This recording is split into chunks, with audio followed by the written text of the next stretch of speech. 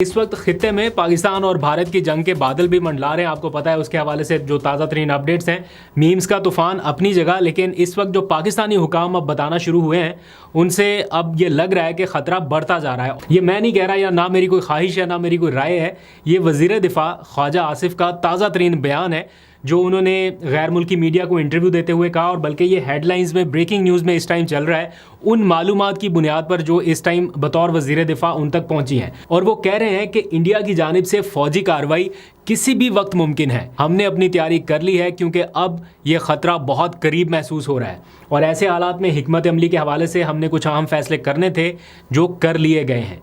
अब उनका ये बयान आप किस कदर संजीदा लेते हैं मैं आपके ऊपर छोड़ता हूँ। इस बहस में जाए बगैर कि क्या लेजिटिमेसी है, कैसे वो आए, उनके पास कितनी अथॉरिटी है, इन हालात में बतौर वज़ीर दिफा उनका बयान इस वक्त हेडलाइंस बना रहा है। और आज की जो सबसे मेन हाईलाइट है जिसके ऊपर ज़्यादा फोकस करने की ज़रूरत है वो है पाकिस्तान की पार्लियामेंट में ऐवान बाला यानी सेनेट में आज कौमी यकजहती के लिए ऑल पार्टीज़ कॉन्फ्रेंस फौरी बुलाए जाने का मुतालबा किया गया है। और ये मुतालबा सिर्फ पीटीआई की जानिब से नहीं और भी बहुत सारे लोगों की जानिब से हो रहा है कि बुलाएं ऑल पार्टीज़ कॉन्फ्रेंस और बुलाएं इमरान खान को, क्योंकि ये आवाज़ें उठ रही हैं कि इमरान खान को मनाना होगा और इमरान खान को बुलाना होगा। ये इस टाइम की ज़रूरत है। आज फैसल वाडा ने तकरीर की एक, और उन्होंने कहा कि 9 मई को बाद में देख लेंगे, फ़िलहाल एपीसी बुलाएं और तमाम जितने लीडरान हैं सियासी जमातों के उनको बुलाया जाए बशमूल तहरीक इंसाफ।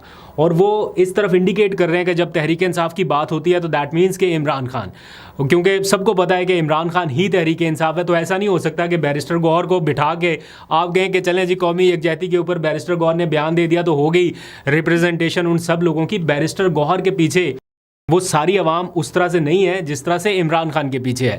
तो अगर कौमी यकजहती के लिए ये सारा कुछ करना है फिर तो इमरान खान को बाहर बुलाना वक्त की अहम ज़रूरत है। और सेनेटर अली ज़फ़र ने फिर इसके ऊपर एक तकरीर की जो पीटीआई के रहनुमा भी हैं, और उन्होंने कहा कि अगर हुकूमत संजीदा है या कोई संजीदगी दिखाना चाहता है इस पूरे माहौल में कौमी यकजहती के लिए तो फिर इमरान खान को लाएं और एपीसी बुलाएं। और जब तक उनकी इनपुट नहीं होगी पाकिस्तान तहरीक इंसाफ एज़ अ जमात कैसे अपना मौक़िफ़ रख सकती है।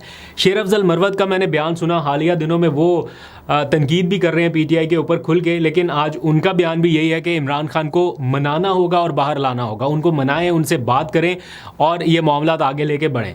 तो बहरहाल ये इसके ऊपर तो बहुत सारे लोग मुत्तफ़िक हैं सिवाय चंद उन नाकदीन के जो हर हाल में कहते हैं कि बस इमरान खान के बगैर ही मामला चलने हैं। सब इस बात पे मुत्तफ़िक हैं कि कौमी यकजहती उनके बगैर इस टाइम मुमकिन नहीं है। और अगर टीवी चैनल्स के ऊपर मोदी की तस्वीर चल सकती हैं, उनके वुज़रा की तस्वीर चल सकती हैं, उनका नाम चल सकता है, उनका बयान चल सकता है, तो फिर इमरान खान का बयान क्यों नहीं चल सकता। मोदी से ज़्यादा क्या इमरान खान ख़तरनाक है इस मुल्क के लिए। तो ये इस टाइम की सिचुएशन है। इस सारी सूरत हाल में कुछ जो कुंद जहन लोग हैं जो मतलब हट दर्मी की इंतहा को पहुंचे हुए हैं इमरान खान को लेके ख़ास तौर पे, उनका अभी भी ये मानना है कि इमरान खान नेशनल डिस्कोर्स से बाहर हो चुके हैं और उनका नाम लेने वाला अब कोई नहीं रहा। और ट्विटर के ऊपर आके वो ऐसे ऐसे ट्वीट्स कर रहे हैं कि जैसे इमरान खान की कोई रेलेवेंस नहीं रही। तो मतलब आफरीन है उनके ऊपर, अब बंदा क्या बात करे, आगे ही बढ़ना मुनासिब है। इसीलिए ट्विटर बंद किया हुआ है, इसीलिए फिर फायरवॉल लगाई है कि इमरान खान का कोई नाम लेना नहीं चाहता। आज भारत ने बाय द वे पाकिस्तान के मुतादिद यूट्यूब चैनल जो हैं वो बंद कर दिए हैं, और सिर्फ न्यूज़ चैनल ही नहीं स्पोर्ट्स चैनल्स को भी बंद किया गया। और कोई पता नहीं कि अगली किसी फहरिस्त में इस खाकसार का नाम भी शामिल हो जाए। अभी तक तो बचा हुआ है लेकिन कोई पता नहीं है कि किसी टाइम नाम शामिल हो जाए, क्योंकि वो छानबीन तो उनकी जारी है कि किसने जुर्रत की है पाकिस्तान के नैरेटिव के ऊपर बात करने की। तो बहरहाल वो उनकी वो हंट उनका जारी रहेगा।